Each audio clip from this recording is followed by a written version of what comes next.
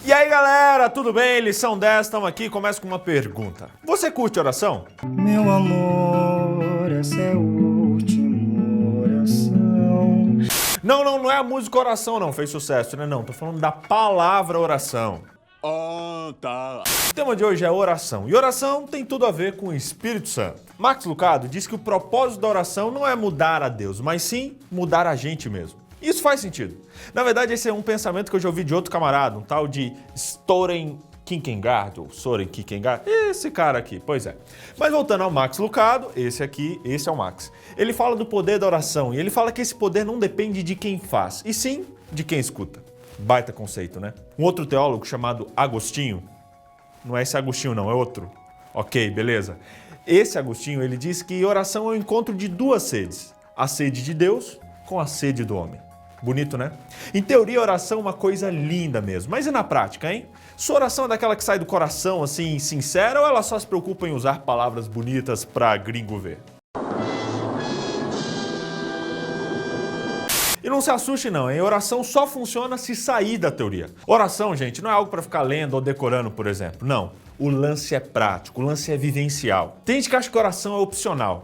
Será? Eu te garanto uma coisa.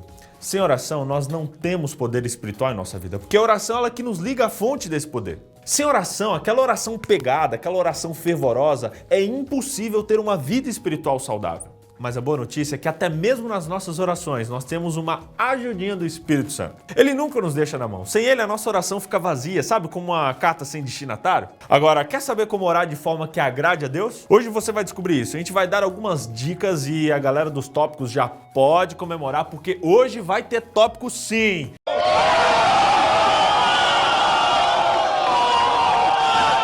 Vamos lá então, e que venham os tópicos. Tópico 1. A oração que agrada a Deus, ela é sincera e ela não procura ser egoísta. Eu falei procura porque é uma luta constante. Tudo que a gente faz tem interesse. A gente vive de ser interesseiro, a gente pede para que a vida de fulano seja poupada só para não ficar sozinho. Pede que o Beltrano ganhe um carro só para ganhar um rolê legal. Pede para Cicrano ser promovido só para poder avisar que você ajudou no processo. Pede dinheiro para missão, mas na verdade quer intercâmbio e assim vai. O ser humano, ele gosta de um migué e acha que com Deus tem essa conversa fiada. Gente, não. Eu não sei se deu para perceber, mas Deus ele não nasceu ontem. Como diz Salmo 139, ele sonda o nosso coração e nos conhece desde sempre. Nosso coração é enganoso e por isso a melhor maneira de pedir a Deus é, na verdade, perguntando a Ele o que Ele quer e não despejando a nossa lista de desejos, quase todos egoístas, nas mãos dele. Egoísmo é coisa triste, meu irmão, coisa triste mesmo, ou coisa feia.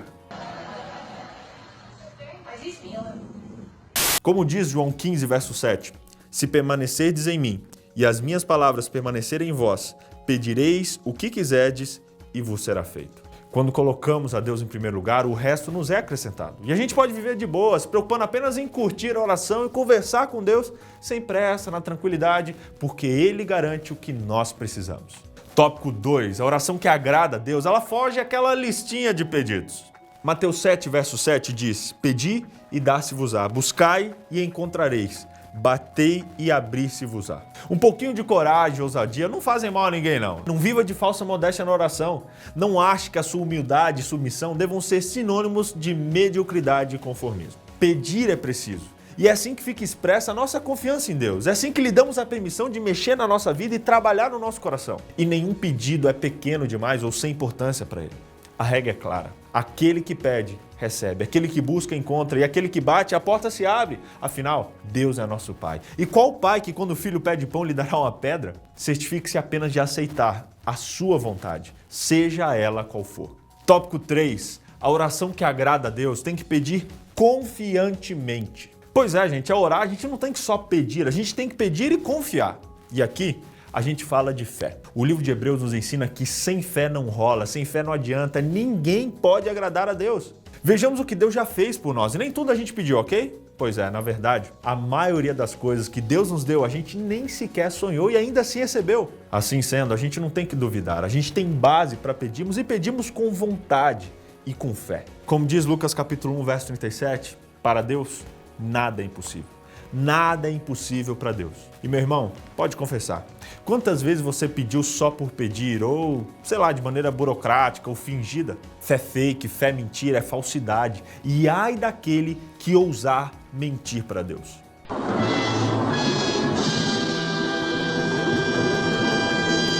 Tópico 4. A oração que agrada a Deus está cheia de promessas. E digo mais, preciosas promessas. Tipo aquela caixinha abençoada que você adorava ficar catando o versinho, sabe, no culto de pôr do sol? Pois é, lindo. A Bíblia nos dá mais de 3.000 promessas dessas. É só procurar e fazer uso. Reivindicar é um bom verbo aqui nesse momento. Se cremos na palavra de Deus, que é a voz do próprio Deus, nós levamos suas promessas a sério, porque a gente sabe que Ele as leva ainda mais. Isso envolve agradecer a bênção recebida antes mesmo dela vir. Muitas vezes a gente ignora algumas bênçãos que na verdade são grandes oportunidades de reflexão. E agradecer nos ajuda a ter essa reflexão. Agradecer de antemão é ter fé e também é agir como um gentleman na oração. Quando reivindicamos as promessas de Deus e agradecemos a Deus por elas, nós já temos a dádiva que Ele prometeu. Nós recebemos o dom prometido pela fé mesmo antes de vê-lo ou senti-lo. Como diz lá em 1 João capítulo 5, verso 14 e 15, esta é a confiança que temos nele, que se pedirmos alguma coisa de acordo com a sua vontade, Ele nos ouve.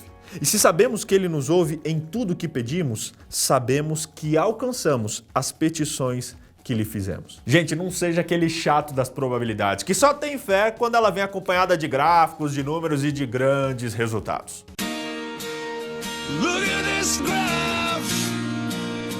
Tópico 5.